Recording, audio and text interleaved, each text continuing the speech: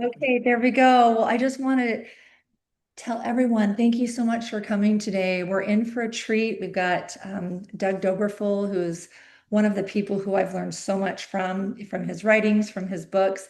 For those of you who are joining us for the first time, I wanted to introduce myself. My name is Stephanie Eastman, and I am the facilitator of this class, which is free every Wednesday on Zoom. I call it the Healing Through Christ class. And in this class, we work together with the 12 steps and from a Christian perspective on being able to recognize and heal our own potentially harmful codependent thought patterns and behavior. And we've been running this class for about 2.5 years. We've got an incredible group here. So many people in this class contribute so much to it. We learn not only the 12 steps, but we always try to move or work also something like boundaries or detaching with love or ego defense mechanisms or the many things that are skills for us in our codependency. I'm so grateful to have you join us today. If you would like information about this class moving forward, please feel free to email me at healingthroughchristclass@gmail.com, because we would love to have you join us. And like I said, it is a free class. But today we are in for a special treat. Every 6 weeks or so, I try to get a fantastic guest speaker in our class. And Doug is a returning guest speaker. You can see his previous presentation for us on our YouTube channel. Last time Doug spoke with us about codependency as an attachment disorder or problems with attachment. And I never heard it framed that way until I heard it from Doug. And ever since then, it's kind of been the missing piece where I feel like I can always draw back my codependent behaviors and challenges to this attachment, unhealthy attachment that I have. And so I want to take a minute to introduce you to our fabulous speaker. Douglas Dobberfuhl is an author, speaker, therapist, and researcher. Douglas is the author of several books on the topics of addiction, codependency, grief, which we know in codependency that a lot of our things that we struggle with come from this underlying feeling of grief, trauma, charity, the 12 steps, and using the atonement to heal. Some of his book titles include Healing the Codependent Heart, Breaking the Chains of the Past, Overcoming Childhood Trauma Through the Power of the Atonement, The Missing Lesson, Helping Our Children Manage Their Emotions, which is a book I wish I would have read before I had my own kids, Overcoming Addiction, The Journey Begins, and Overcome Addiction, a 12-step companion guide. In his research and experience as a counselor and clinical supervisor for 30 years, Doug discovered the root of codependency, difficulty with healthy attachment. Brother Dobberfuhl has lived what he has written, the most powerful, I think that's the most powerful credential of all, because he knows and has been there, has walked in these shoes, and he does it from a gospel perspective. In his presentation today, Doug will be giving us a reflection of steps 1 through 3 of the 12 steps, and our class currently is working the first step, the powerlessness step. And he will be talking about safety, powerlessness, and the codependent mind. Doug received a Master's of Science in Marriage and Family Therapy from Nova Southeastern University, and he and his wife, Stephanie, are the parents of 5 children, and they have 3 grandchildren. And before I turn the time over to Doug, I want to tell you how I became acquainted with Doug and his work. I attended a class. Some of you might know who Matt Piper is. He's one of the people who's really helped me and molded my own codependency journey. And he loves Doug Dobberfuhl books. And he has mentioned many of them, but one day he mentioned Healing the Codependent Heart. So I grabbed that book and happened to arrive right before I left on a trip. And I got on the airplane and I literally could not put it down. I was highlighting everything. I felt so understood when I read that book. And I knew that if there was any chance possible, I needed to get him to speak in our class. And so, even though in codependency, one of our struggles is that we try to fix everybody's problems, I recognize that the skills, the survival skills I developed as a codependent actually do serve me in a lot of ways. And I became very good at being resourceful as a codependent. And so I was able to use those resourceful gifts that I developed and I was able to track Doug down. It was not easy. He doesn't leave any information in his books to contact him. And when I looked on Amazon or any place to buy his books, I contacted like the publishers. Nobody could give me information on him. So I went to Facebook and looked him up, and still no information. But scrolling and scrolling and scrolling, at one place he gave his email address. And so I went to that email and my phone offered me a text option instead, which I took. And as soon as Doug heard from me, he said, "How did you find me?" He must have known it would take a stalking effort to do so. But regardless, it's been a pleasure to have him in our class previously, and also to be able to hear his perspective on codependency, not only from his own experiences in codependency, but I believe you've also worked your own recovery from the 12-step program. And so, with that being said, if I missed anything, did I miss anything, Doug, or anything you'd like to add to that? That's wonderful. No, we're great. Great. We'll turn the time over to you then. All right. And also, I think we decided we'll go ahead and have you do your presentation, and then people have questions, they can put them in the chat. We can answer them at the end. Is that right? Yeah, we have a lot of ground to cover today, and but I want to make sure that we've got at least 15 or 20 minutes to open it up for Q&A. Great. Okay, that's fabulous. Go ahead and take off, and you might also be able to stay with us a little after the class Oh, ends. absolutely. I will stay as long as you want or need. So, That might be dangerous for you to say that, so I won't hold you to that totally. Thank you, Doug. okay. Um, so right off the bat, my name is Doug, and I'm a recovering codependent. And many years ago, I went inpatient treatment. And whenever you're asked to introduce yourself, you're supposed to give your laundry list of all the issues that you have. So I'd list all my issues. And one day, one of the therapists said, "Well, why don't you add that you're codependent?" And I said, "Oh, I think I've got enough on my plate. I don't need to add that." Um, but that started me to look at and start to think about, am I codependent? And of course, the answer was yes. Under every addict, there is a codependent waiting to be found. So, uh, what we're going to do today actually is, and I wish somebody would have done this for me, we're going to do some intro work to prep you for step one.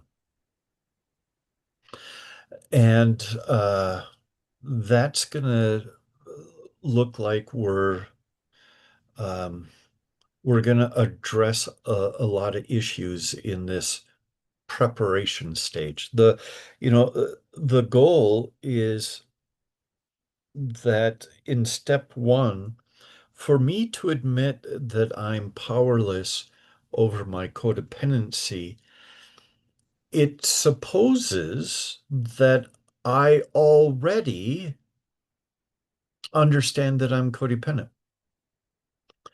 And a lot of times there's a lot of blind spots that uh, we're not always able to understand or see. And so we might say, I don't like the way my relationships are going, or, somebody called me codependent, or my therapist said they think I'm codependent. Um, and so, what I'm going to give you today is the prep work for step one. And within that, to also dive a little deeper into what it actually means uh, to acknowledge our powerlessness. So I'm going to start out first, and hopefully I can do this. And can everybody see this? Yes. I'm now sharing a screen. Okay. So there's been a shift in the clinical world of codependency. There's been a shift um, to where instead of talking about codependency as a weakness, a problem, even within an addictive kind of framework, there's been a move away from that towards looking at codependency as survival-based skill sets that we pick up as children, and they're manifested as we're adults. So we're going to first take a look at that. So, reflecting on this new view of codependency, here's the first quote.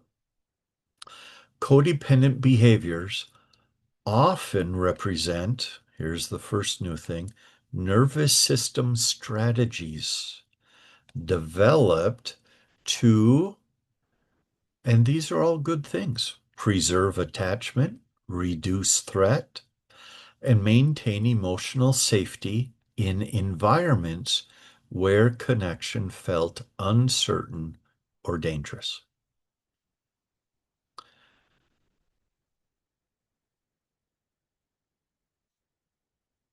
I have a client, she's 74.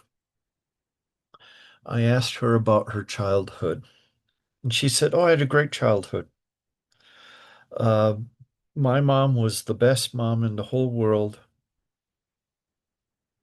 And she spent about 5 minutes talking about how wonderful um, her childhood was.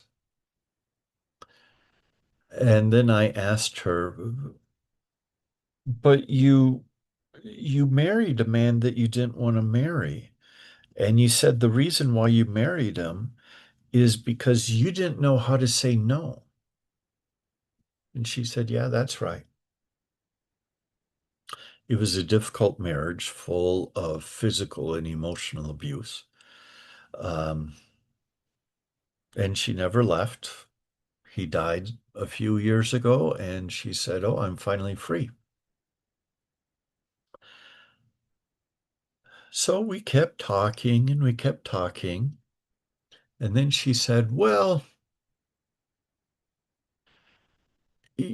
mom wasn't really touchy-feely. She baked bread, she made sure we had nice clothes to wear. Um, she was always present, but she wasn't a very touchy-feely person." And I said, "So can you give me an example of her being nurturing or comforting to you?" And she couldn't think of any. Okay. But yet she said, but don't get me wrong, I still had a great childhood. Everything was wonderful." Okay.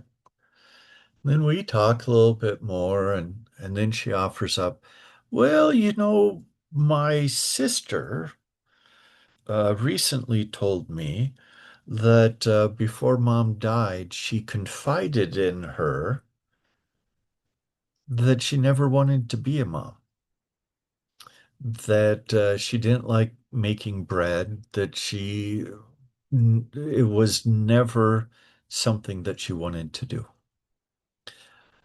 And she only did it because she thought that's just what you're supposed to do. But she never really wanted any of us. I'm like, oh, okay. This is very common to go from, there's nothing really wrong that I can think of in my childhood as to, you know, why I might be codependent.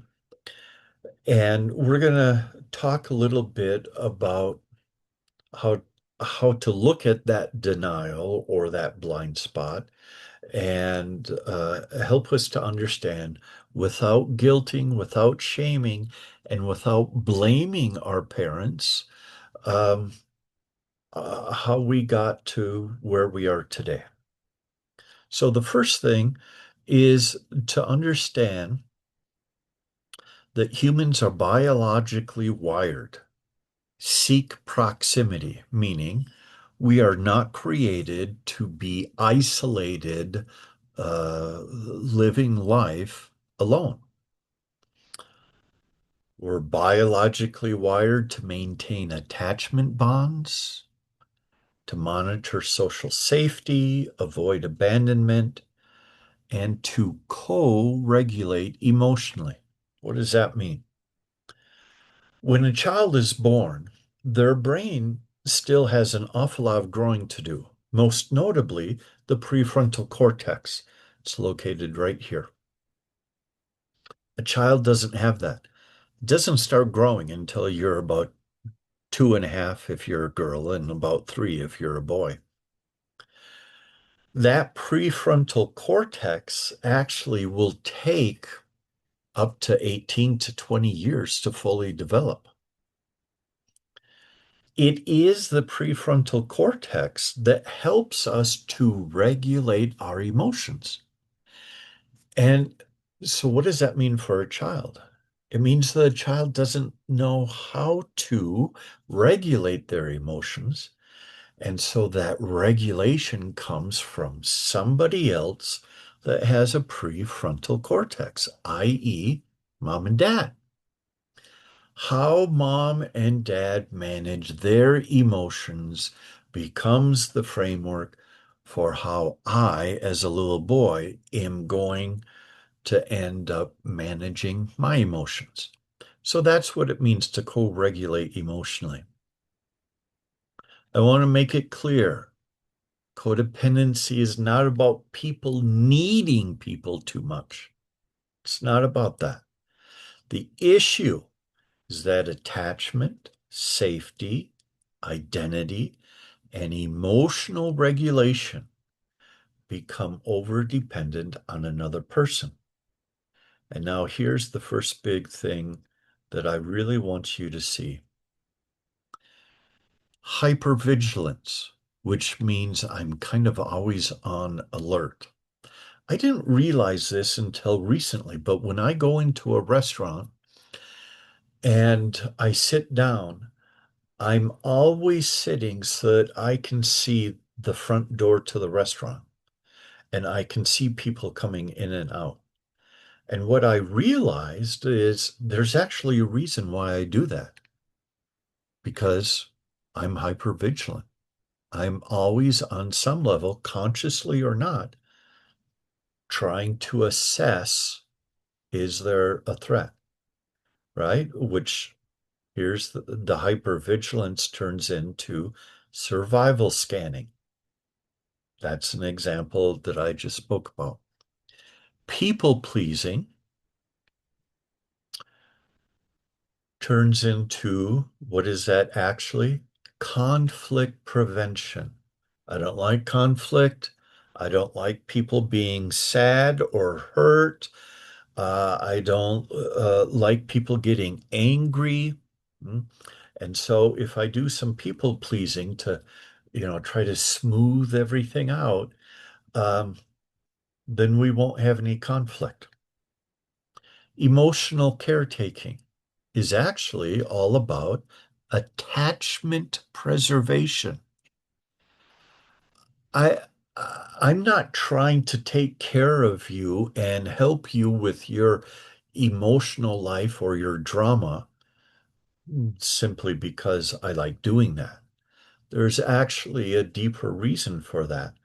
And that is that if I try to help you, you're less likely to abandon me. So we call that attachment preservation. Difficulty leaving situations or relationships where it's pretty clear that it's unsafe, but we stay anyways. This is actually trauma conditioning that I experience consistently as a child, traumatic experiences, and it conditions my nervous system. My nervous system is constantly typing up and writing up protocols and patterns and beliefs about how to handle life. That's one of the ways that the nervous system tries to keep me safe. And so the nervous system will say, hey, we've got all sorts of protocols for how to handle being in a traumatic situation. We can handle this, right? We call that trauma conditioning. Loss of identity. I don't know where I start and you began. At some point in my own personal recovery, I asked a question, eventually realizing that a lot of people ask that question, which is, if I take away all of my codependent behavior, I don't really know who I am. I have a loss of identity. Now, what does that actually mean?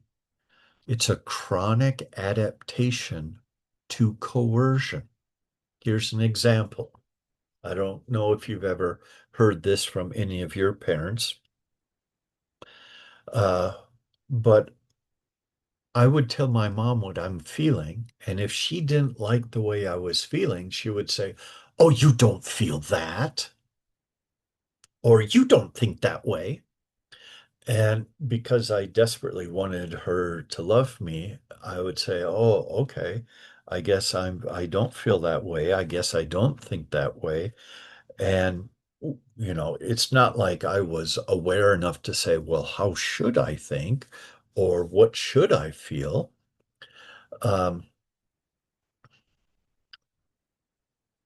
but because I was hypervigilant, right? Always survival scanning, wondering where the next threat is or the next time that somebody's going to get angry, I learned to adapt where it's okay. It's a price I'm willing to pay to kind of lose myself. As long as somebody else is happy, that's what matters. And then that, of course, sounds like appeasing behavior, which is really just nervous system survival. So, do you see how some of these codependent behaviors are actually, over on the right side here, are actually regular human biological reactions? It doesn't mean you're broken, bad.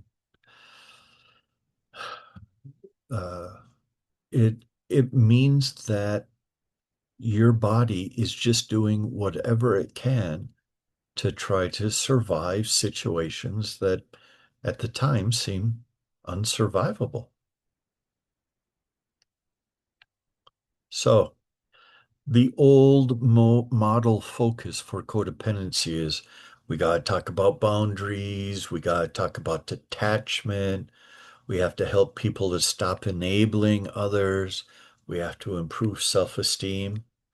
There's nothing wrong with these, and it's not that they're bad, but we recognize today that that set of guidelines was incomplete.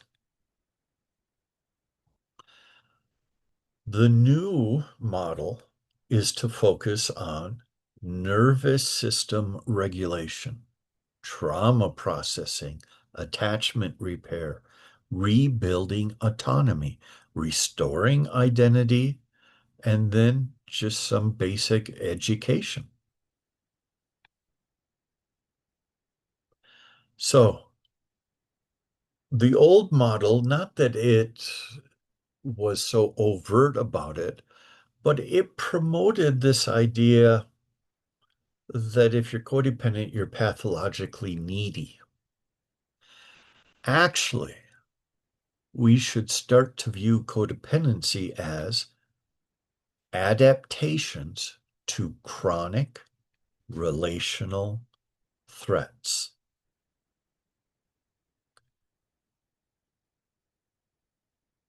Now I'm going to go back to this client who said, "Oh, but my childhood was wonderful." Right? Many individuals who exhibit strong codependent patterns sincerely report, "My childhood was great. My parents loved me. Nothing bad happened. I wasn't abused." And yet, they struggle with boundaries. They fear abandonment.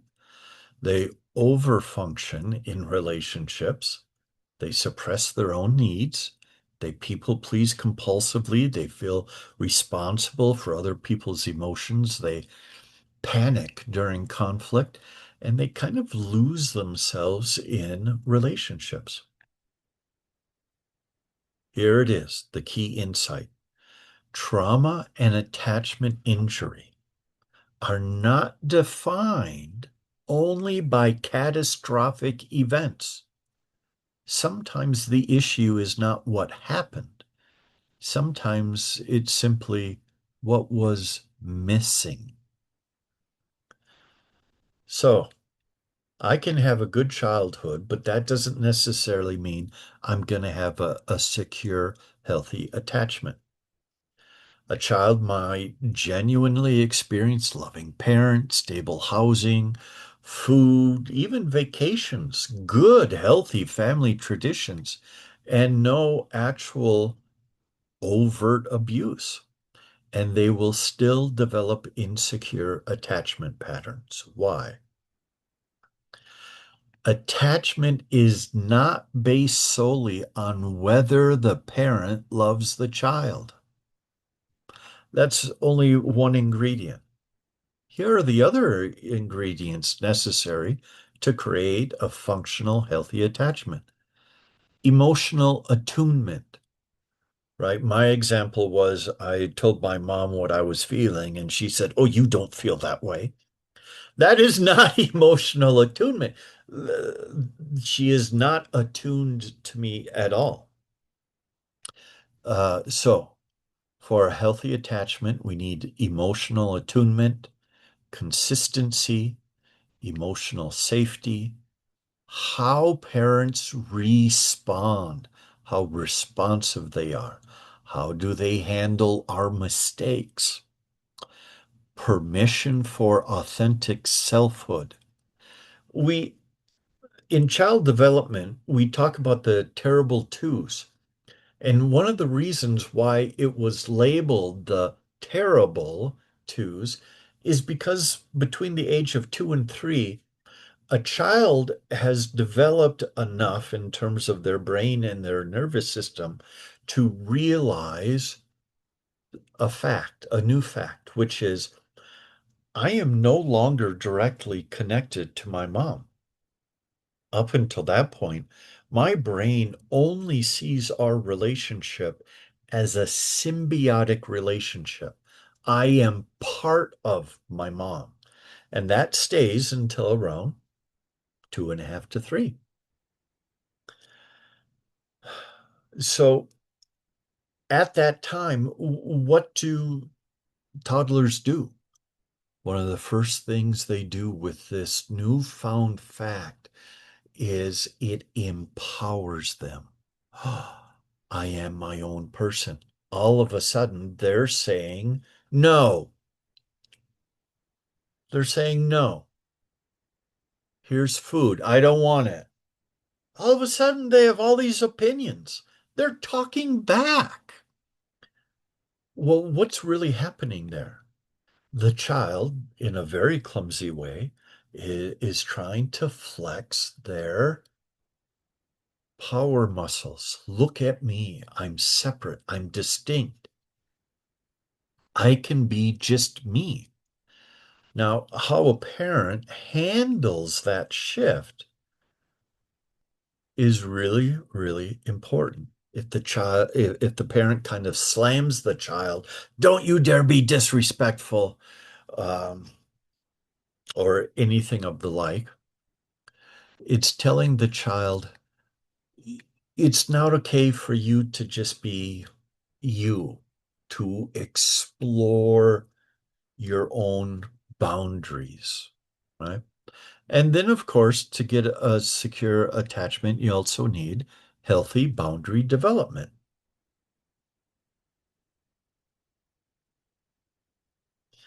and emotional regulation modeling. How do I handle the emotion of anger? I look to what mom does when she gets angry. I look to what dad does when he gets angry. So remember this: parents can love deeply and still unintentionally create attachment wounds. Many clients that have codependent patterns come from homes where no, there wasn't any screaming, there wasn't any physical abuse, there was no really big or continuous chaos. But there could be something as simple as emotional neglect. Now, what does that look like? Emotional neglect is where the child's emotional world may have been minimized, overlooked, redirected, intellectualized, dismissed, or I'm just not going to support your feelings. In that, the child learns my feelings are inconvenient. Connection requires adaptation, and other people's emotions matter more than mine. This can create profound codependent tendencies, and here's the kicker, without overt trauma.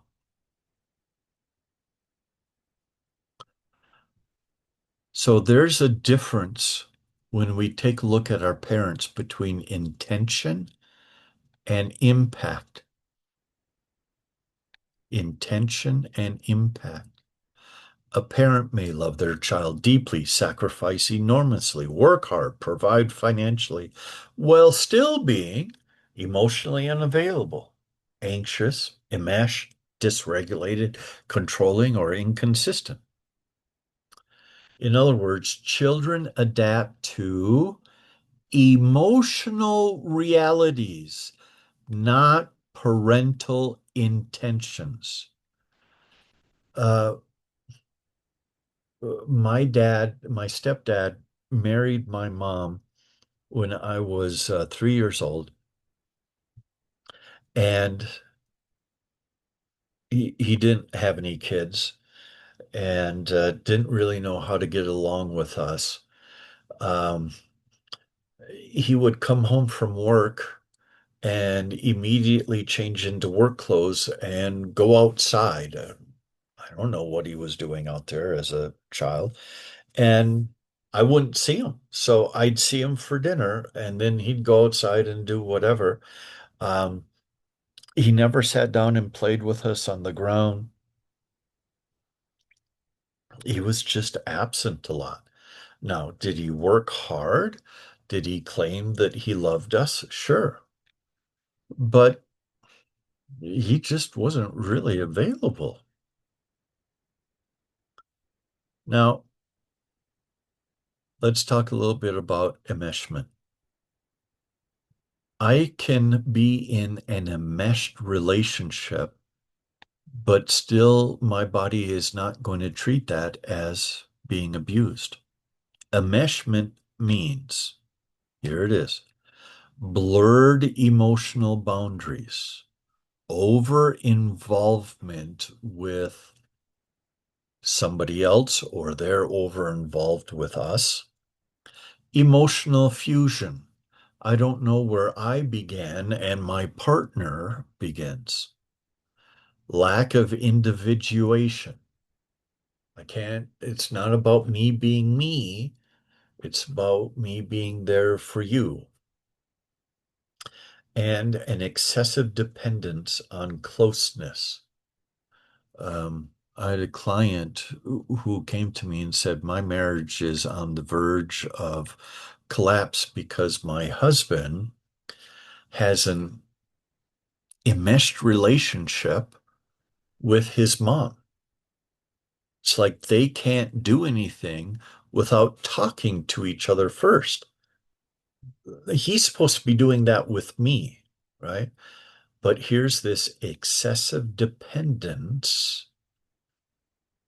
that he still feels on the need to be close to mom. Now, what does that look like in real time?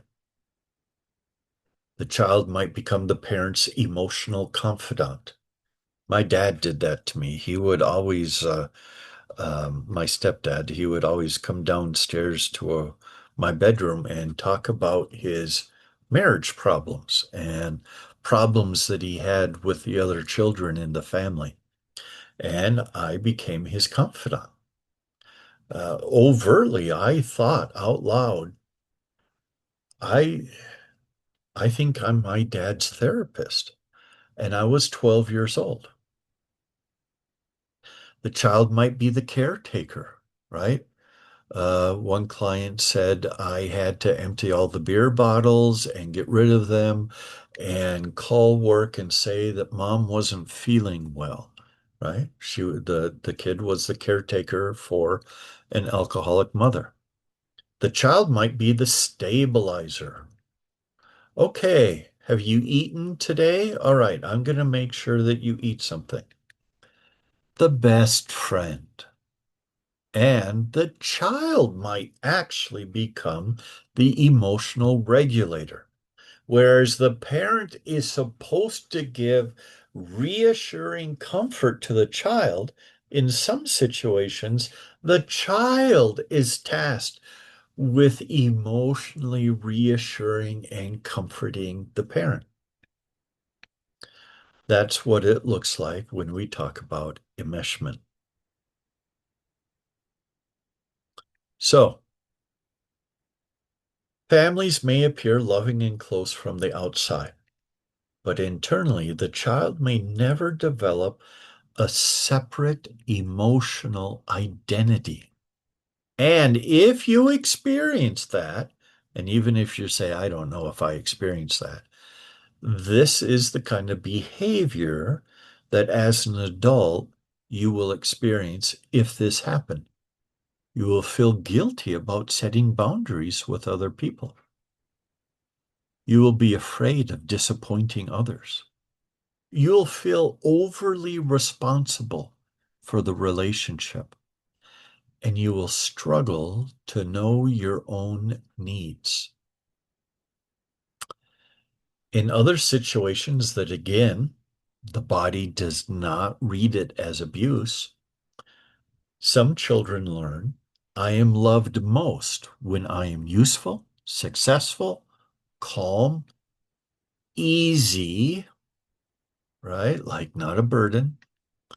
And this can happen in highly functional families.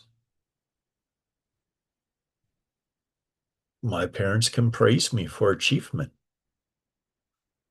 And it can kind of promote that affection is tied to how obedient you are.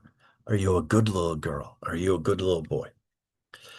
We might get emotional rewards for caretaking. For me, at a very early age, for some reason, I was labeled the peacemaker in the family. And I was lauded and celebrated for being the peacemaker in the family. Uh, there might be discouragement of anger or sadness, right? That means that I can't be angry and I can't be sad. I had one client whose father would get angry every time his wife was sad and would say to his daughter, my client, "What are you going to do to fix this?"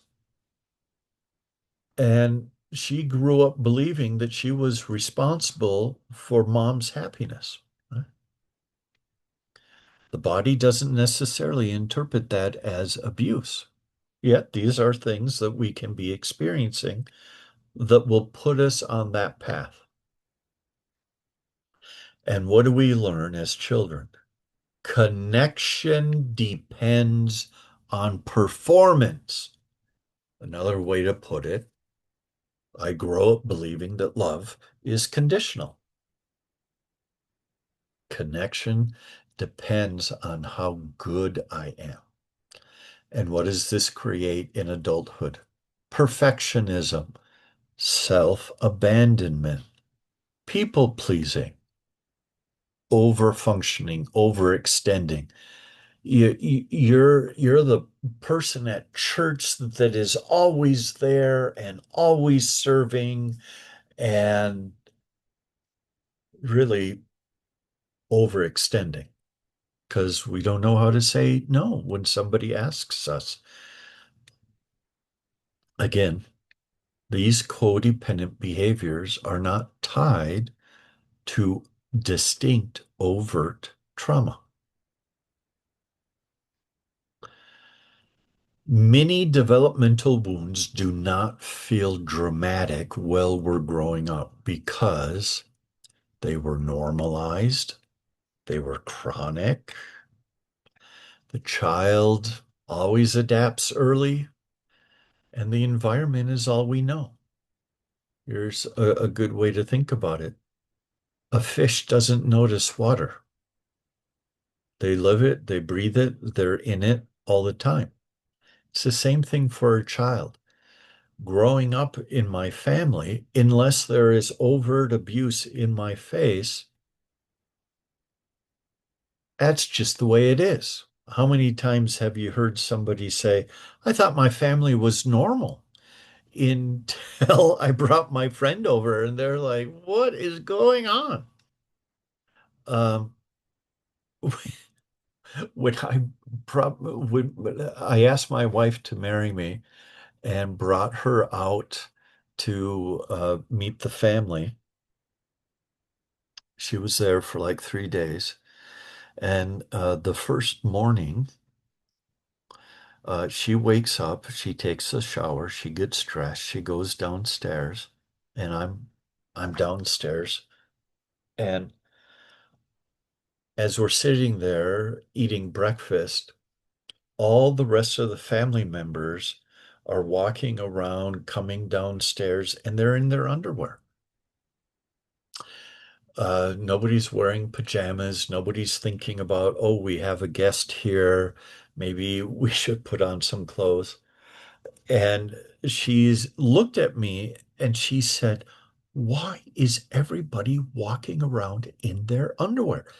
Even my dad was doing that. And in that moment, I recognized two things. The first thing was I didn't see anything wrong with it. I didn't realize that this was not normal. And that the second thing was, is she not going to marry me because of this? Uh, I got very worried. And that was actually one of the first moments that I started to realize maybe my family isn't as normal as I thought they were, right? Because that's just what I grew up with. There just weren't a lot of boundaries in our home. So, clients often discover patterns only when adult relationships begin repeating the same emotional dynamics that we experienced as kids. Sometimes that's what it takes for us to recognize, oh, I'm codependent. So again, let's beat a dead horse. We've got big T trauma, abuse, violence, severe neglect, assault, catastrophic events versus developmental or relational trauma, which can be chronic emotional invalidation, lack of attunement, emotional inconsistency. I never knew if my dad was going to be happy or if he was going to rage. Emotional inconsistency, parentification. I'm the peacemaker. I'm supposed to take care of my parents and help them to stay calm. Enmeshment. Remember when we said a child has enough brain functioning to realize they are separate from mom? Enmeshment says that's not good. We need to go back to where there is no separation between you and me. Conditional love and emotional suppression. My dad once got angry at me saying, you shouldn't get angry.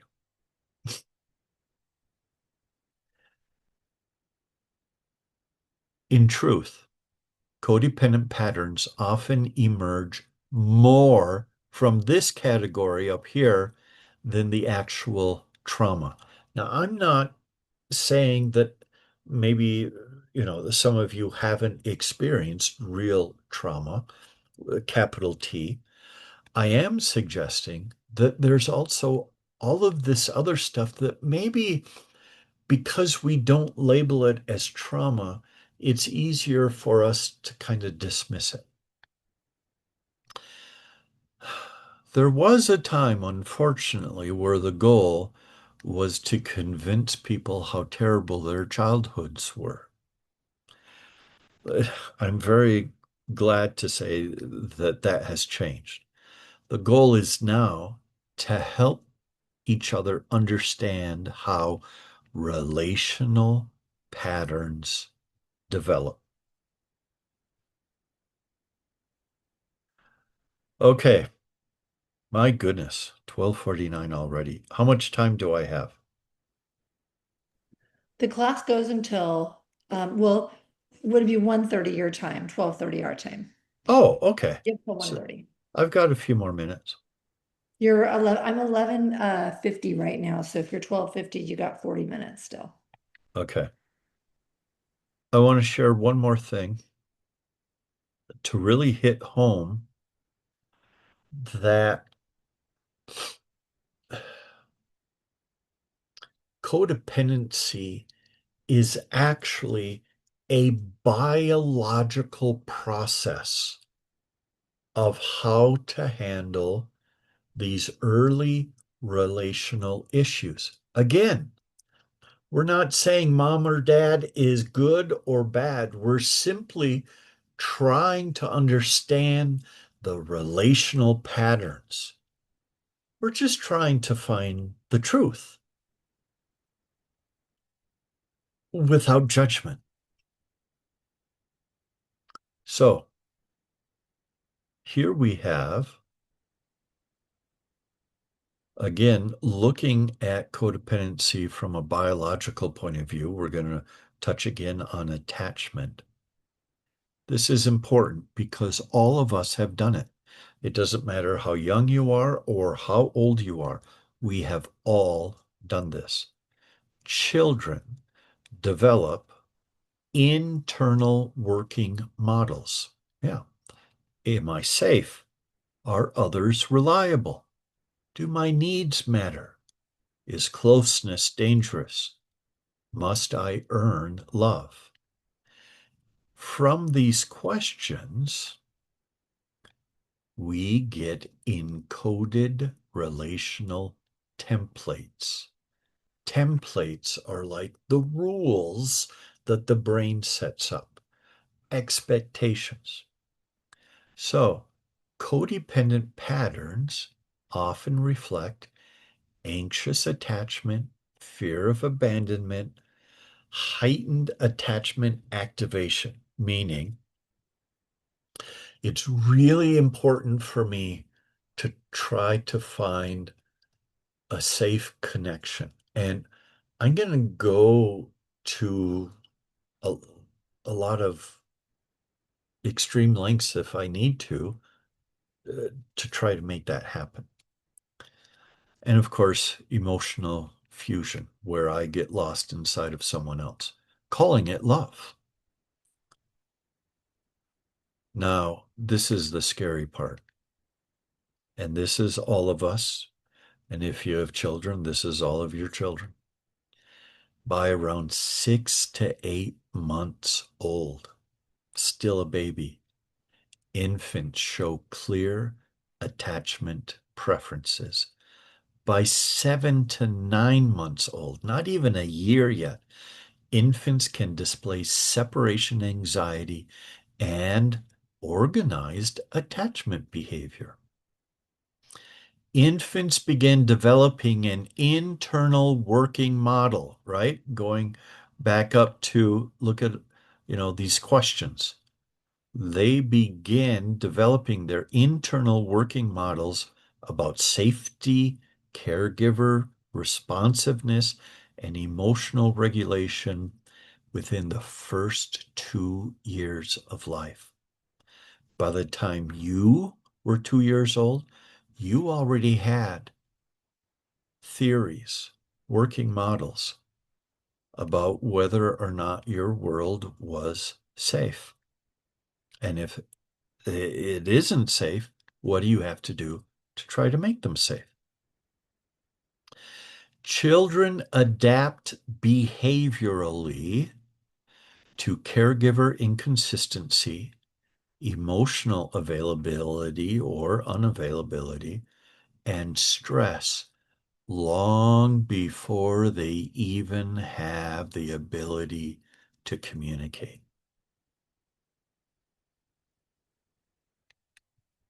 That's how early it starts. Remember, lots of research on this. Infants adapt their attachment behavior to fit the caregiver environment.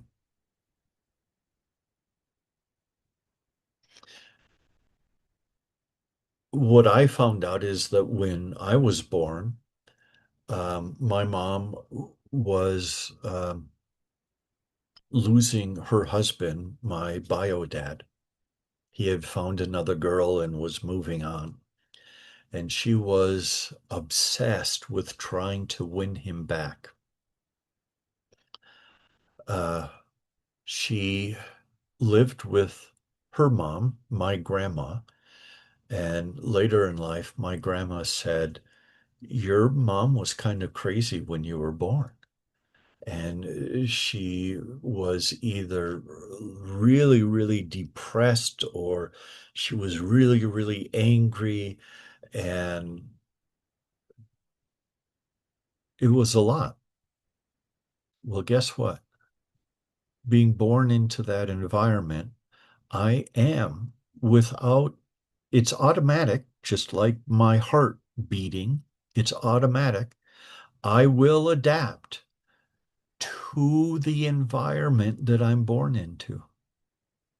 What's going on with mom and secondarily with dad when you are born will speak volumes about why you are wired the way you are.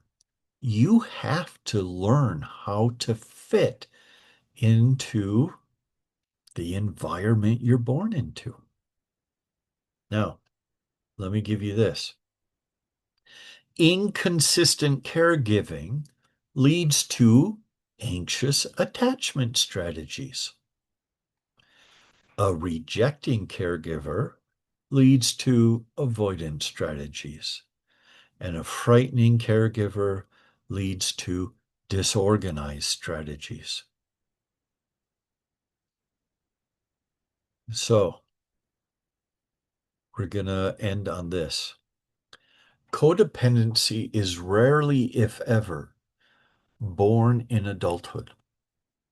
It is almost always a child's, and get this, a child's brilliant adaptation to an environment where connection felt uncertain, unsafe, or conditional. And of course, what's the tragedy here is these brilliant adaptations that once protected us as children often become the barriers that prevent healthy adult intimacy. Um,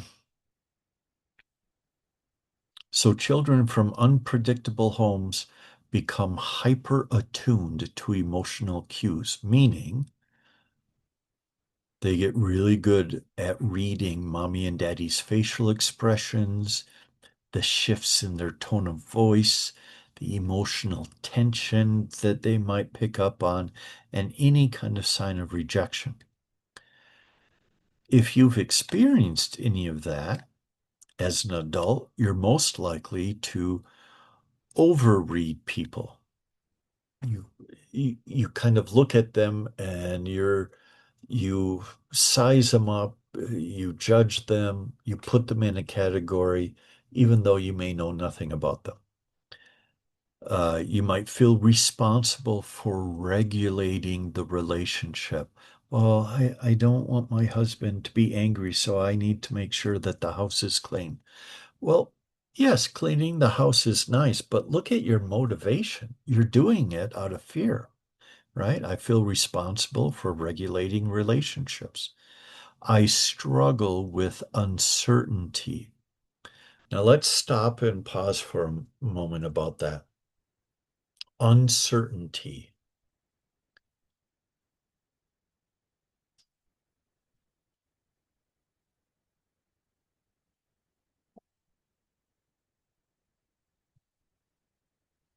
Uncertainty for a child is like kryptonite for Superman. Uncertainty means I can't trust this moment with this person. Remember, here's a nice little equation to remember how trust is gained. Consistency plus time equals trust. Consistency plus time equals trust. When I am raised and I experience uncertainty in my parents, right? The phrase is, I'm walking on eggshells because I don't know what I might say or do that could set the other person off. Walking on eggshells is a way that we try to manage that uncertainty.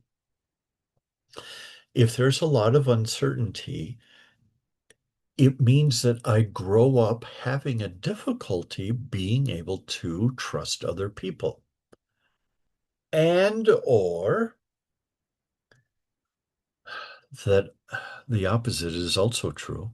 I trust everybody and I don't have a working mechanism to try to be able to sense who is trustworthy and who isn't. Step one says, I admit that I'm powerless over my codependency and my life has become unmanageable. The powerlessness speaks to the behaviors that we've picked up. These are the coping mechanisms that we picked up from childhood. And we say we're powerless over those coping mechanisms. And how can we say that? From a biological point of view, whether it's a big T trauma or a little t trauma, any time a template is formed or rules are made by the brain, when big T or little t trauma occurs, those rules take precedent. And we've been able to prove that those rules become so important that the neurons that support that thought process fuse, they literally melt together. The idea that somehow we can pull them apart and do something different, no, that's not possible. When people say I'm going to rewire my brain, it doesn't mean I take the current wiring and I untangle it to get something different. It means I need to create a completely new wiring, a completely new belief system, a completely new neural pattern or template. The 12 steps is a process by which we're able to do that.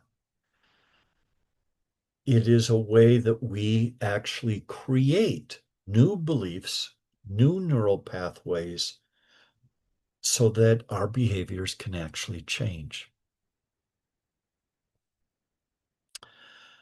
Okay.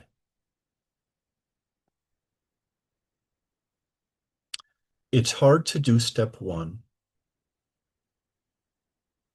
if we have trouble seeing what the actual issue is. Please remember, and this is across any addiction, the addiction itself or the behavior that you want to change itself is never and should never be the actual focus. Instead, it's understanding the underlying issues that support doing those behaviors. Remember, any kind of behavior that you do, your brain and nervous system have already created a supporting structure to allow you to do that behavior. If you want to create new behavior, new reactions, and say, here it is, here's my new stuff, your brain and nervous system still need to create a scaffolding to support that. And that scaffolding will become more and more powerful the more you try to use that new behavior or that new thought process. That is really the goal of working the 12 steps, making that happen. Here's my mantra for the first 3 steps. I can't. God can. I'll let him. I can't. He can. I'll let him. Now, just within those first 3 steps, we're hitting almost all of the wounds that are required for us to become codependent. Trust, building a solid, secure relationship with God, however you choose to define him or her, and abandonment issues. Oh, you know, turning my life over to the care of God, right? Step 3. Why is that so scary? Well, it's so scary because our brain already knows what it was like when we did that the first time with mommy and daddy. Again, Not to say mommy and daddy are the bad guys, or this is just the way it was. So the first three steps are, yeah, I think I'm going to say this, the most important steps of the 12-step program you can do. It sets the foundation for you being able to make changes. And the first three steps, if you're really working them authentically, are probably going to be the hardest for you because it's going to push all of your buttons, all of your codependent buttons get pushed in those first three steps. There's a reason why those are the first three steps. So actually using the 12 steps as a platform to help us heal, to help us grow, to help us progress is really quite ingenious. It doesn't mean that it's easy, but I think the phrase is, it works if you work it. All right, let's open it up to Q&A. Awesome. Go ahead and just raise your hand if you have a question. Let's go ahead with the first one that's in the chat that Julianne put here. She says, um, childhood is not horrible, but dysfunctional. Repeated this as a parent. Thanks for the lack of guilt and awareness. I've tried hard for years to apologize and to change. Daughter repeated this as a parent. Son did not. Why? Well, this is the beautiful thing about human beings. We are all unique individuals. I'm the second of six in our family. And behind closed doors, there is an enormous amount of abuse. My older brother, Mike, um, he remembers all the abuse. He never dissociated during any of those abusive actions. I'm the second child. I went through the same experiences that my brother Mike did, but I dissociated. I was gone for almost all of it. What that does is it shows us that even though we come from the same people and we might be in the same environment, our brains and nervous systems are going to, in a very unique way, perceive the environment and come up with a game plan of how to handle that environment.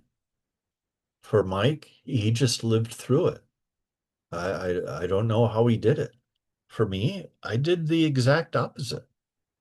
So your daughter might pick up a lot of this stuff and is kind of repeating, and your son maybe doesn't. It is a misnomer to believe that codependency is primarily a woman's issue. Absolutely not. Uh, one researcher said, according to all the statistical data, 98% of all human beings experience some form of codependent behavior as an adult. Well, of course, because we're being raised by imperfect people. So that can be part of the reason why your daughter might be leaning more this way and your son leans another way. It's just how their specific brain and nervous systems decided what to pick up and what not to pick up. I have a comment on that. Um, Please. I think it's so interesting because I have a sister who is like she has a lot of different codependent behaviors than I have. I remembered everything and was told you're too sensitive, you need to calm down, you need to, but yet she, her stuff has manifested in the fact that she can't disagree with my parents in any way, shape, or form. She can't be independent from that complete enmeshment in, well, if parents have an idea, I can't have a different idea. And yet she can't remember our childhood and I can. So I can relate to, it's not that one maybe is more sensitive to than even the other. It's more how we coped with those small T traumas. Yeah, absolutely. Very good. Thank you for bringing that up. Um, couldn't have said it better myself. Just to go back to the question, thank you, Tammy, for that. Just to go back to Julianne's question, it seems like it's not unusual for somebody growing up in a home where they're not supported emotionally. That, like, for example, my father grew up with an alcoholic father. My father never touched alcohol. He resolved that. And thankfully, he didn't pass that on to us. But there was so much for him to process that he found another outlet for that. So that's pretty common, though, even though it doesn't look like somebody is not repeating it, they probably still do have those underlying motives for things that they do, but they can direct it into becoming a workaholic or perfectionism or, video gaming or whatever it is. Yes? Very true. Very Yeah. true. Yeah. I have kind of the same story. My grandfather, Grandpa Paulson, his dad was the town drunk, Canute Paulson.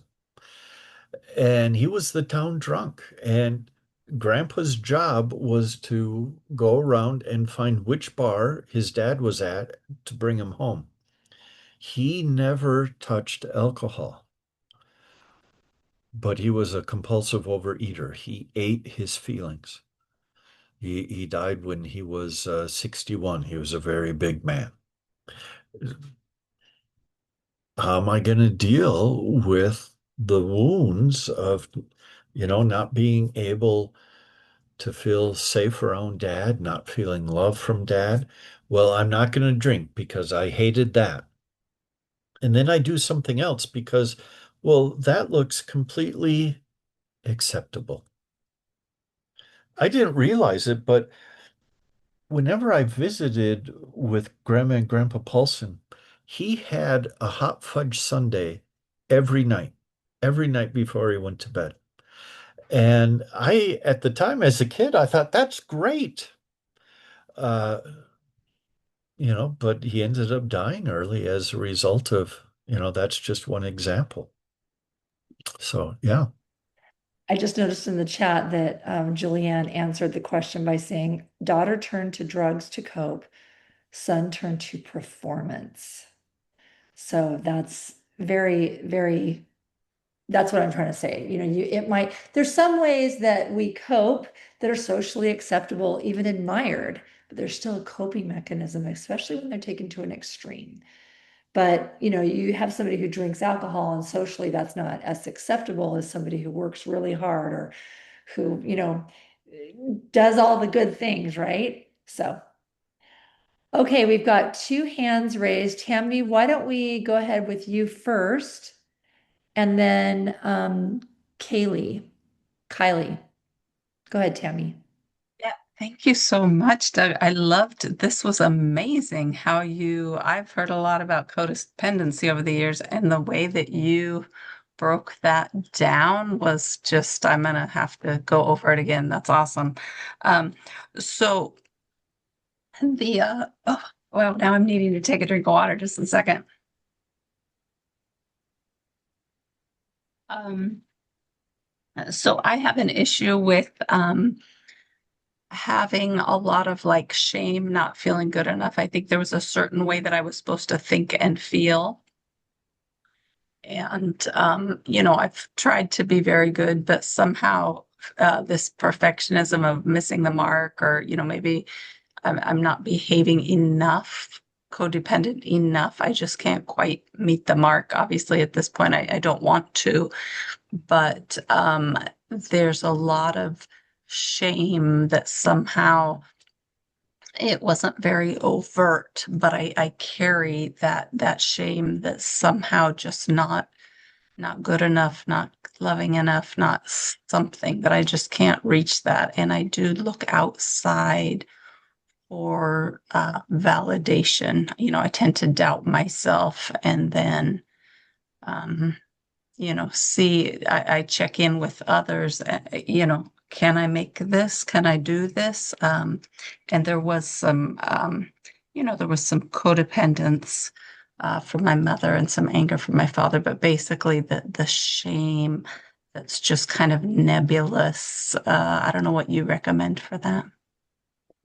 Let's talk a little bit about that because I'm very glad you brought that up.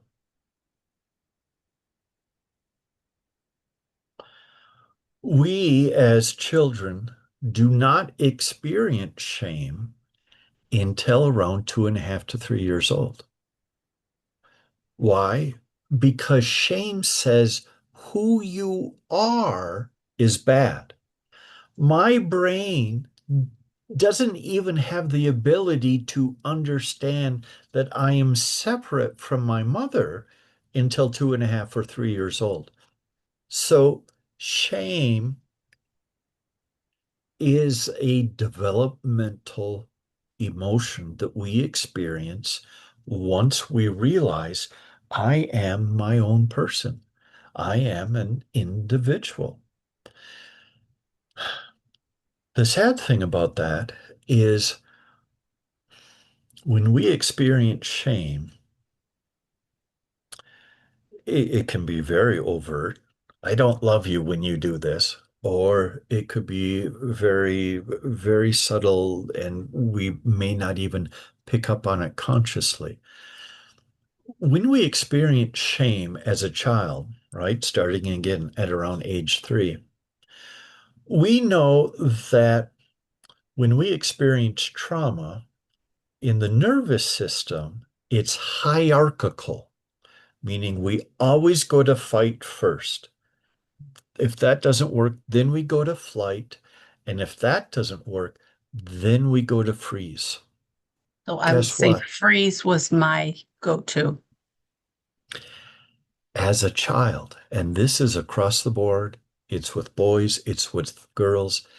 Every time I experience shame as a 3 or 4 or 5-year-old kid, my nervous system goes directly to freeze. It is that heavy and that impactful. The idea that now that I'm kind of coming into my own, ho ho, and people aren't celebrating the way I think you should be celebrating. And not only that, then they're saying bad things about me or making me to feel less than. Oh my gosh. Yeah. The brain is going to absolutely interpret that as a big T trauma. Ah, that's the power of shame. If it happens enough, we develop what's called a shame core.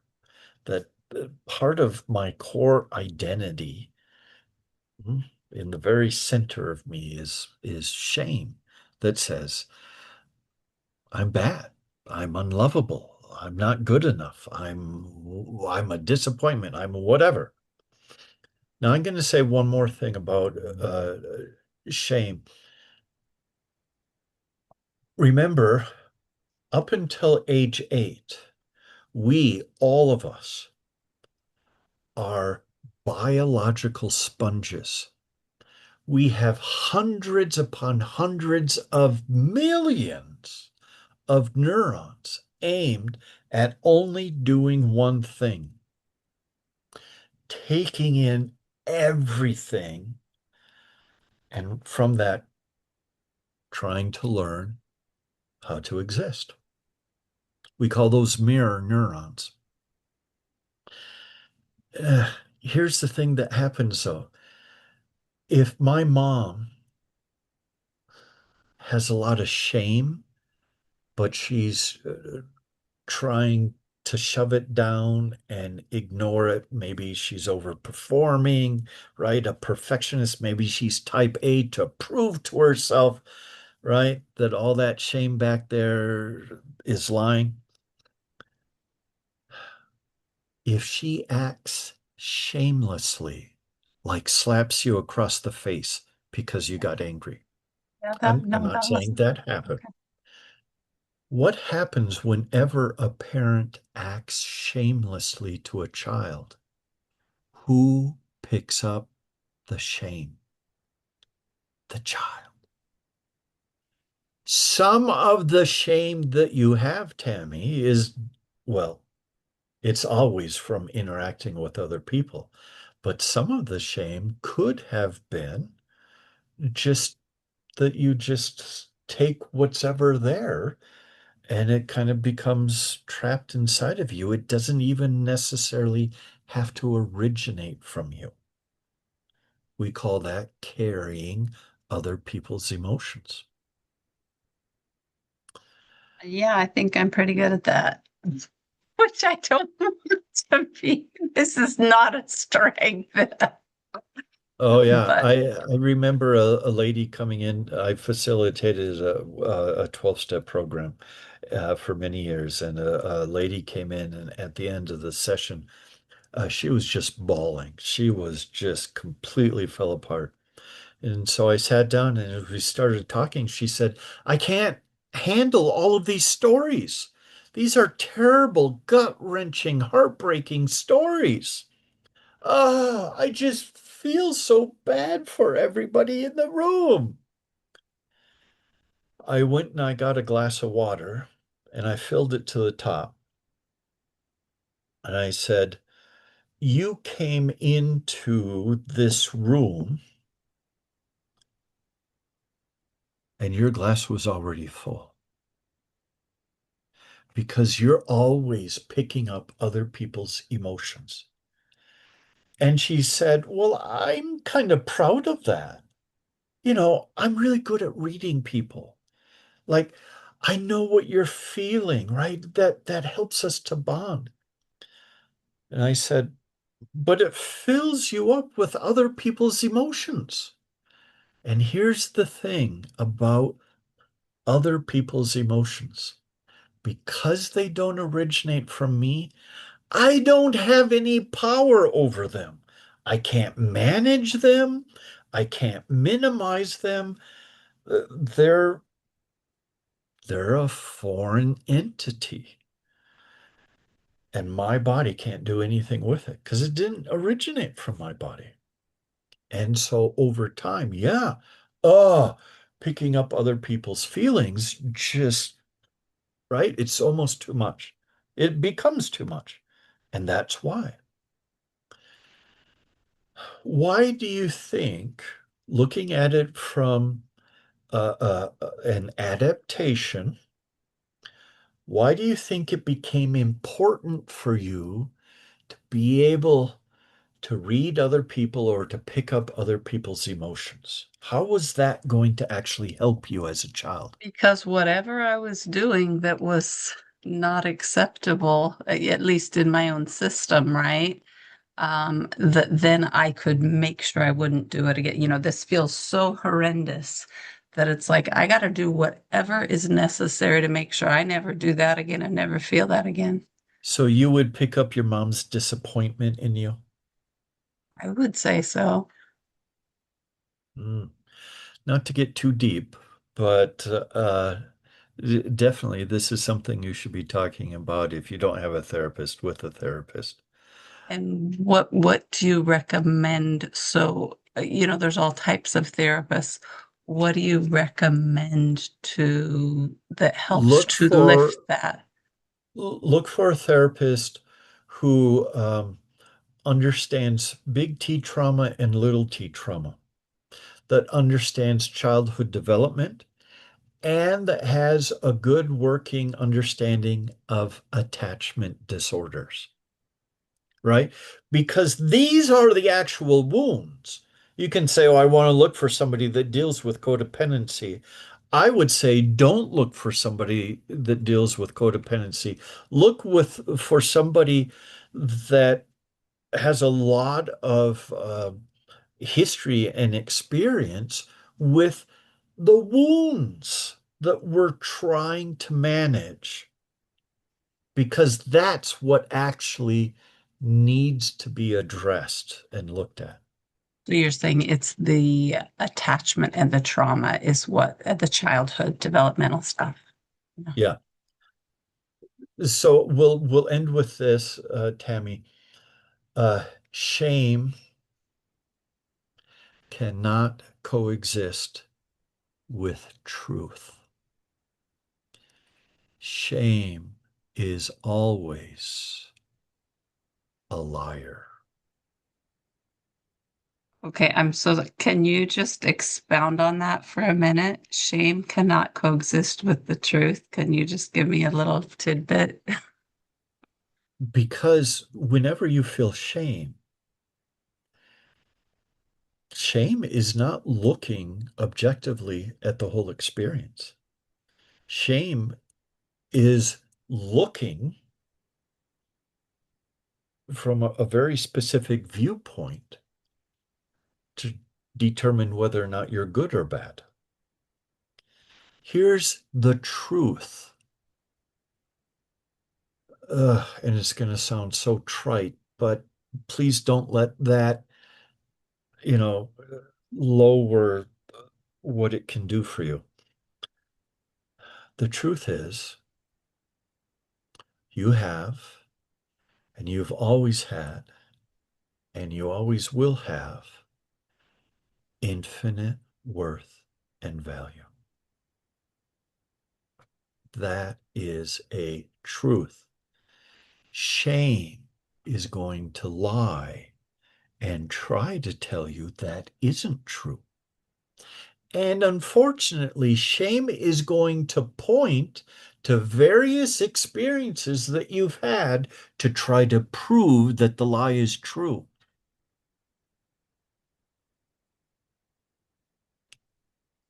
Even with supportive evidence, it still doesn't make the lie true. Oh, thank you. Thank you Can I, so much. Kylie, sorry, can I say one quick thing Okay, on and then that? we'll do Kylie. Yes.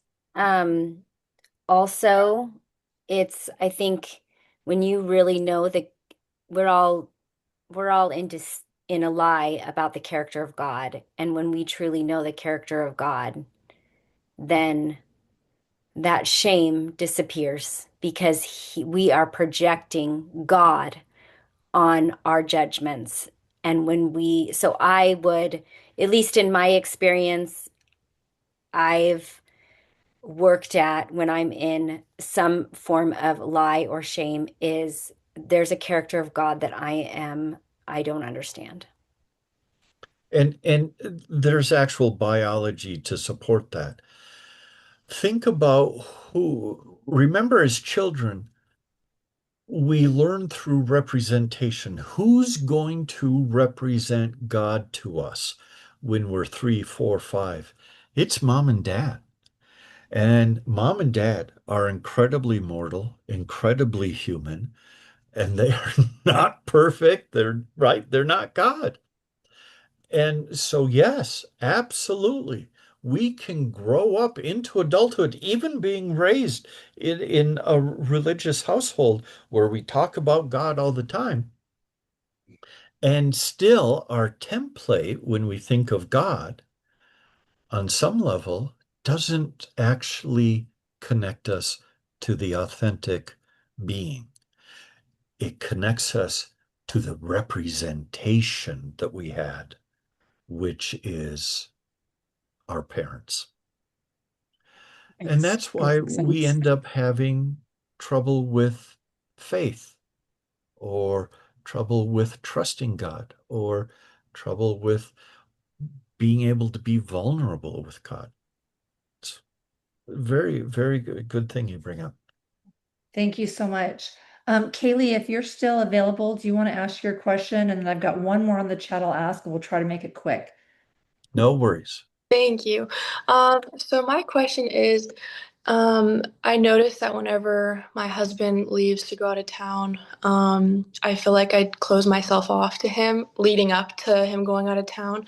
And we both struggle with codependency and have through the 6 years of our relationship and then 3 years married. But so like this week, for example, he was leaving to go on his trip for work. And I just noticed that I start kind of closing myself off to him, and it's just like it's hard to share my emotion and love for him, and I want to be able to do that because he's leaving for a week. I want to be able to like show him love and stuff, but it's like I notice I close myself off, and I have like a really hard time with that.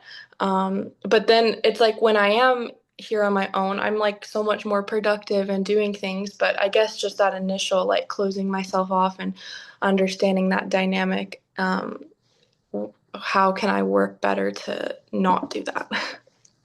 So let's understand what's really going on here. What's really going on here is he leaves. It is on some level, maybe not consciously, and definitely not coming from a rational place, right? So it's coming from a child place. Him leaving equals I'm being abandoned. Mm, And so what is one way that I can protect myself from the pain of that? I'm going to put up walls.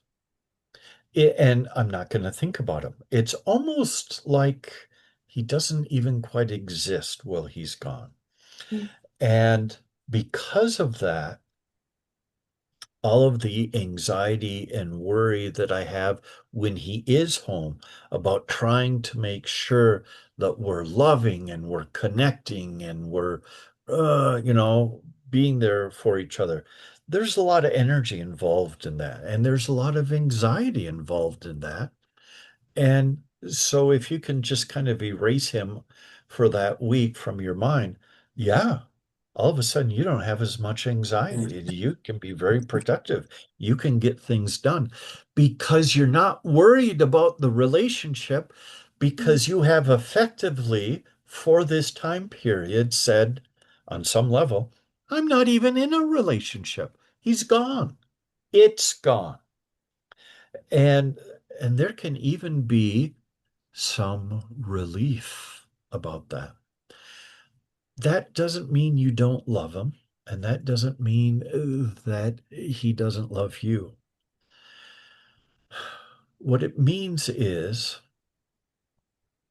when we are developing bonding moments with mommy and daddy, uh, when mommy sets us down and she's playing with our feet and she's gooing and guying, and then she gets up to go to the bathroom, as an infant,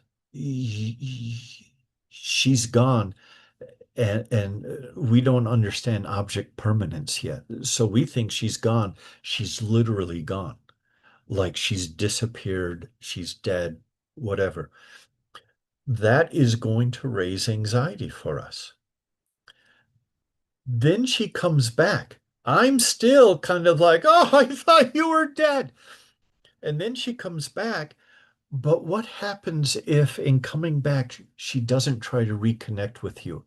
Instead, she goes into the kitchen and is, I don't know, making a sandwich. You're still up here, and nobody is coming in because you can't regulate your own emotions. Nobody's coming in to reconnect and therefore reassure you it's okay. So, where do we get stuck then as an adult? I can make the connection fine.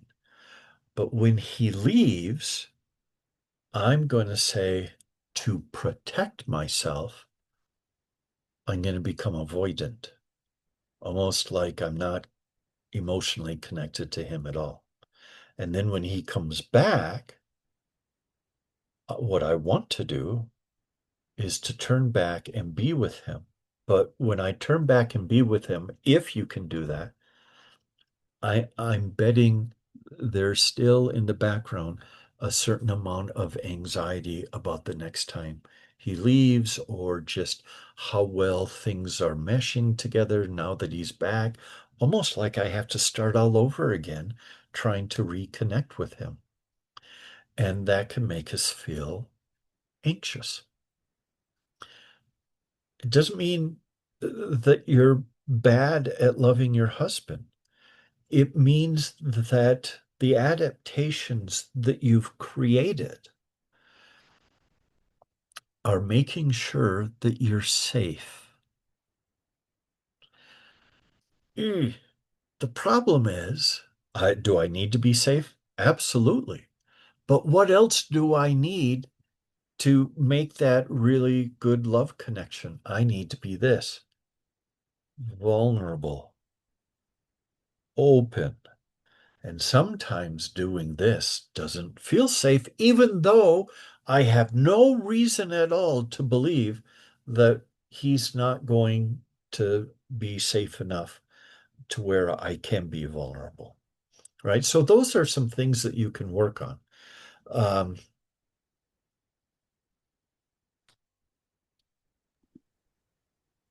Thank you Thank so much. you. Okay, so we're going to do one more question, even though we're over time, because somebody asked the question and several people want Doug to answer this. So Carrie is saying, I'm going to confess that the first 80% of the presentation today felt overwhelming and depressing, especially when I consider how I've repeated dysfunction in my own parenting. Okay, just so you know, it could be no other way. My question is, are the concepts presented today really powerful because they convince us of the need to do a 12-step recovery to change our way of being? What is the hopeful outcome you are working towards with your client you mentioned at the beginning, who's in her 70s? In other words, how do you combat this feeling of it's too late that comes up for me in this presentation?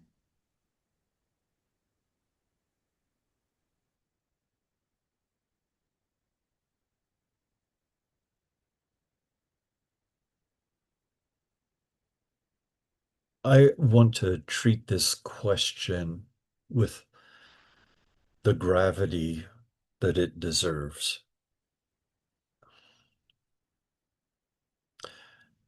As a parent of 5 kids, I absolutely know I damaged them. I tried not to, but I didn't even start working on my own issues until I was in my late 30s. And by then, all of my kids had been born and were growing up.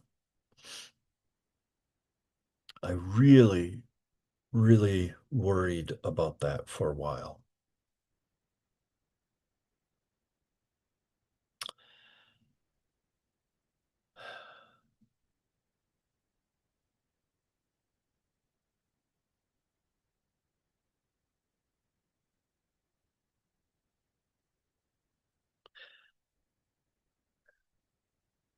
And then I learned some new research came out within the last 3 years about the biological truth of generational trauma, meaning the ability and what does end up happening where our patterns on a genetic level get passed to our kids, grandkids, whatever, or our ancestors and their patterns of how to handle life came to us. We have definitively proven that generational trauma is real and that it passes through the genetic line. I don't know why, but it passes through the genetic line of our mothers. At least mostly, right? So I know that genetically, I've given my kids a genetic predisposition to interpret things, to react to things in perhaps a pretty dysfunctional way. So the question then becomes, well, how do we stop that? I mean, if it's in my genes, it's not like I can put my hand down my throat and pull out the bad genes and throw them away, right? We can't do that. This is how we manage it.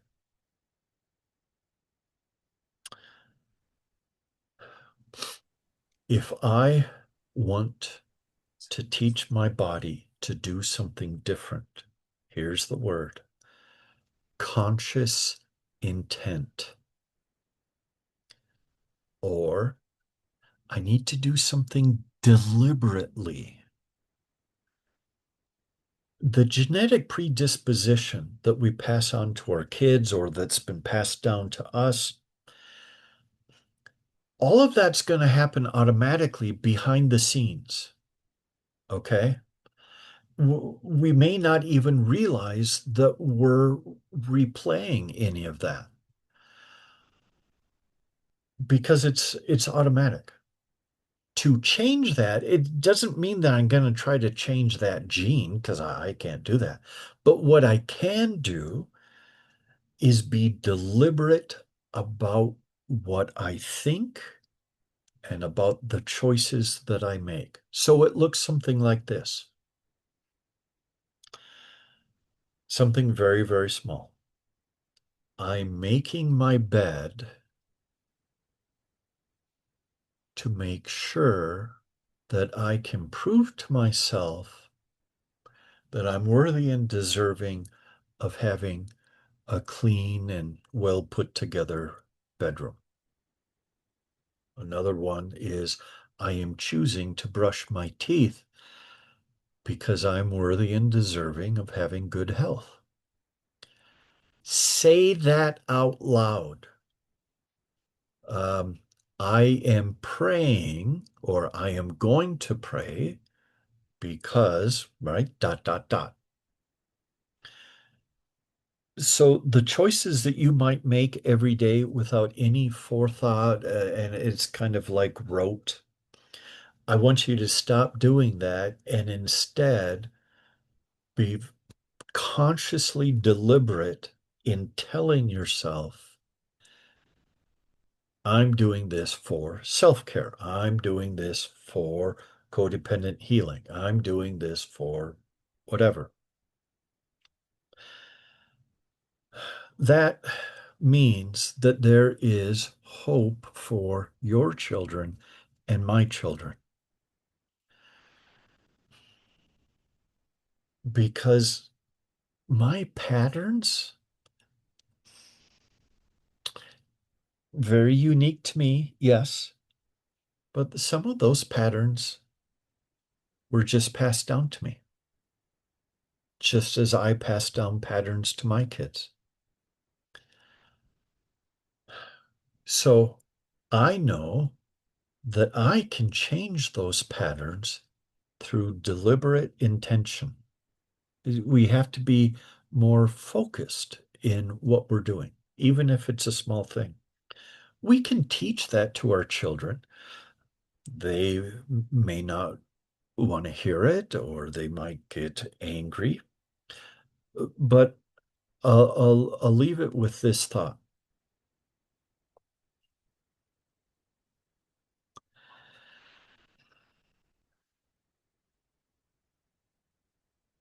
God gave you these children, knowing full well how wounded you were.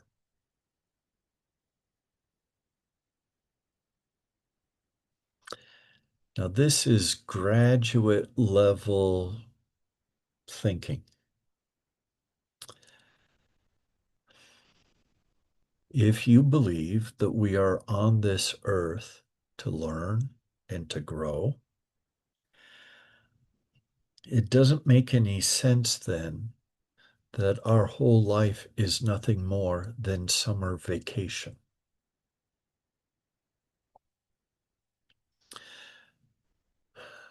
could it be that I was born into a family where I would be subjected to every kind of abuse you could imagine? And that part of the reason why I was put there is for me to learn, to grow. That from this incredible difficulty, what did I learn? I learned that the difference that makes the difference is the atonement of Jesus Christ. I learned how to apply the atonement, not just dealing with sins, but dealing with healing, dealing with growth and change.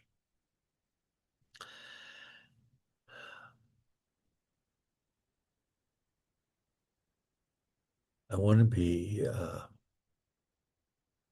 as transparent as I can here. I used to dream that I could go back in time and stop myself or stop mom or dad from abusing me.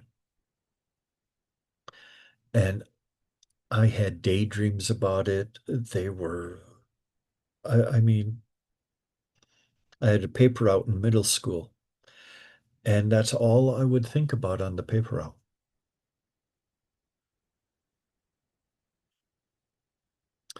Where I am today, and I don't say this lightly, and I recognize that everybody is on their journey and in their own place, but where I am today, I no longer dream and fantasize about being able to go back in time and change things.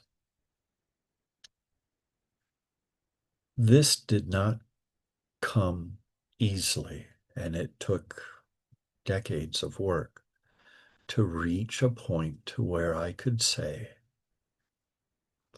had it not been for those moments, I would not have had the relationship that I currently have with my heavenly parents and my Savior. I don't wish it on anybody, but I can experience gratitude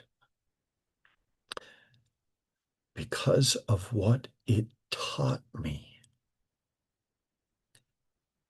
Now, I don't expect anybody to get to this type of thinking easily. It took almost 2 decades of hard work to get to that place. As I have done so,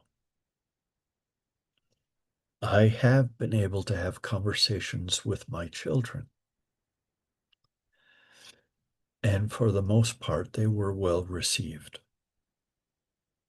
Never, never think that you no longer have any kind of impact on your children. Is it true that you won't have the same impact on them as when they were 5 years old? Sure. But there's still an impact. And we make that impact through conscious intention. We have to speak clearly. We have to speak genuinely. Apologizing, as nice as as the concept is, if I've apologized a lot, nobody's going to want to hear another apology, because if I start apologizing again, everyone's just going to turn their hearing off. And even sometimes get frustrated.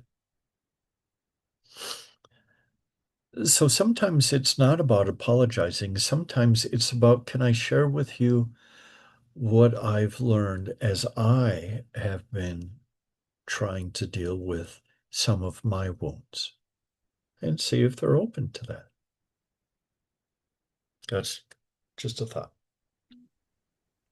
Thank you so much, Doug. You've been so generous with your time, and your heartfelt share was I felt it deep in my heart. These are big, heavy questions, and they're very real for us in our codependency. Carrie, I want you to know that where your comment resonated with so many people, I myself felt exactly like this at the beginning of my recovery. And I can also echo what Doug has said. I'm 3.5 years in heavy hardcore, and I can honestly tell you I've already experienced to a degree what Doug is sharing. And one of my takeaways from it, as I've wrestled with this, is that my kids are living in a day and age where they're going to make a lot of mistakes.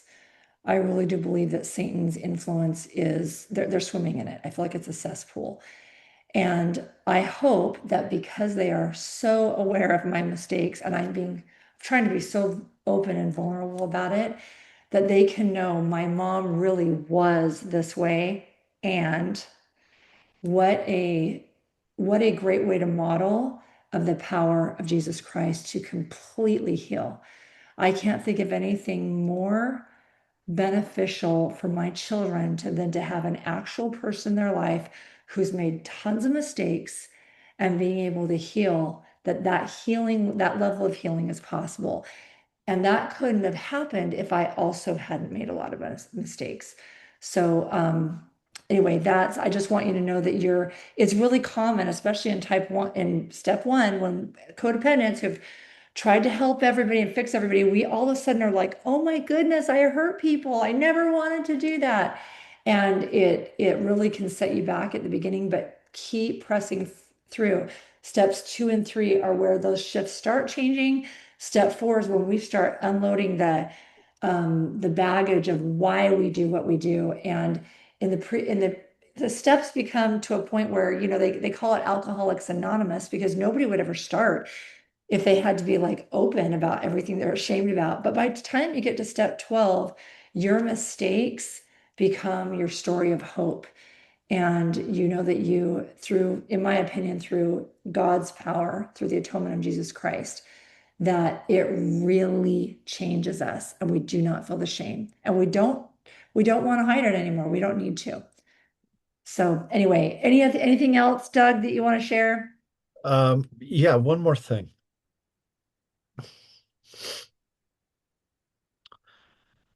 Using the 12 steps, uh, like I said, it's going to hit all of your buttons as you try to incorporate and do what each step asks you to do. One of the things that's going to happen, not maybe, but will happen, is you're going to feel overwhelmed with some emotions, especially shame. Because as you choose to see things from reality, a place of reality, and you recognize, I screwed this up or I screwed that up. I need you to remember, and this is why I spent the beginning of the program talking about we no longer look at codependency as a failing, as a horrible thing. It is that we're looking at codependency, recognizing that these are, and again, what word did I use? Brilliant adaptations at the time. There is nothing wrong with the adaptations we did. We had to survive. There wasn't a choice. Brilliant adaptations. There's no shame there because there's a recognition those changes happen so that I could survive and hopefully have a life. It shouldn't be any different now as an adult, even if I recognize that my codependent tendencies have tended to do the opposite of what I want, which is maybe push people away instead of bringing people to me.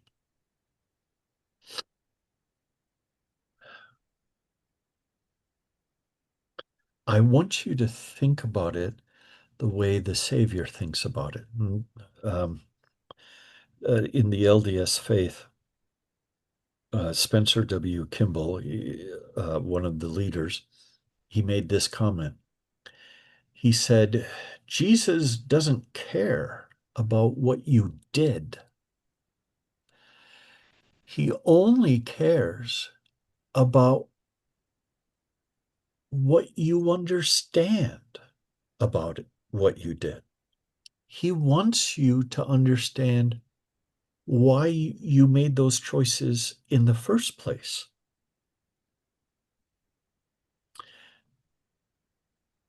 That should be the same way that we think about our own codependency.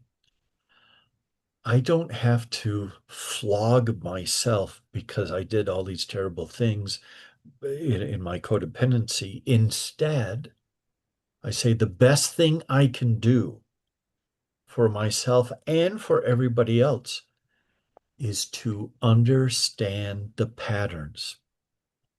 One of the reasons why the 12 step works is it helps individuals that have no psychological understanding. It helps them to discover patterns. You can't change a pattern until you know what that pattern is. The Savior doesn't want to punish you. He doesn't want to kind of grind your face in it. No, he's wants to enlighten you with truth and help you to see these patterns, help you to see the wounds. And then what do we place on the altar? What we place on the altar are those wounds. And we say, I can't heal these wounds by myself. And even the people that cause those wounds, if they come to me and apologize or say, let me take them from you, they can't. Once the wound has happened, it is now ours, whether that's fair or not. That is why we say we're powerless. We give the wounds to God and we say, I, of myself, by myself, cannot heal these wounds. Will you help me? Will you heal me? That should be the purpose, the goal, and the focus. Thank you so much. Thank you for everything. And thank you everyone for your shares and your questions. We're going to go ahead and close this up and I will stop the recording. We have Vandy who's going to be giving us a closing prayer.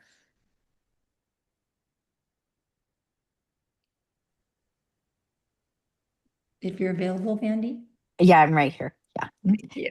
Our Heavenly Father, we are so grateful for this day, so grateful for this opportunity that we all have to meet together. For Stephanie, for her class, grateful for Doug Dobberfeld for his information that he has shared with us. We're so grateful for this opportunity that we have to recover. We are grateful for the blessings that it brings to our lives. Grateful for the blessings that it can bring to our families and those around us as well. Help us on our journey as we learn and grow, that we can be kind to ourselves, that we can have grace for ourselves, that we can realize that this is a process. It's just a little at a time that we can learn line upon line and precept upon precept and continue to grow and move in the direction that we want to go. And it doesn't matter how fast we get there, we can take what we learn and be able to treasure that. Grateful for the atonement of our Savior, for the blessing of the 12 steps, that we can strengthen our relationship with our Savior, our Heavenly Father, that we can recognize the power of the atonement as well. It's enabling power, that we can have the blessing of redemption and the blessing of peace, comfort, and hope. Help us to recognize each day that we have that gift to use, that we can have fresh starts and new beginnings each and every day, that we can be kind to ourselves as we recognize that we can be thankful for our circumstances and find gratitude in each of our circumstances as well. We ask that we can be able to feel thy tender mercies each and every day. Help us to recognize thy hand, that thou art aware of our circumstances and our loved ones' circumstances as well, that you are in the details, that we know that we can turn to thee, that we can find strength and courage and comfort in thee. We ask that this day that we can continue throughout our day looking for the tender mercies and looking for ways that we can find gratitude and continue to grow. Thank you again for all that we have, and we say these things humbly in the name of Jesus Christ. Amen. Amen. Thank you for your beautiful prayer. I'm going to hit this stop recording.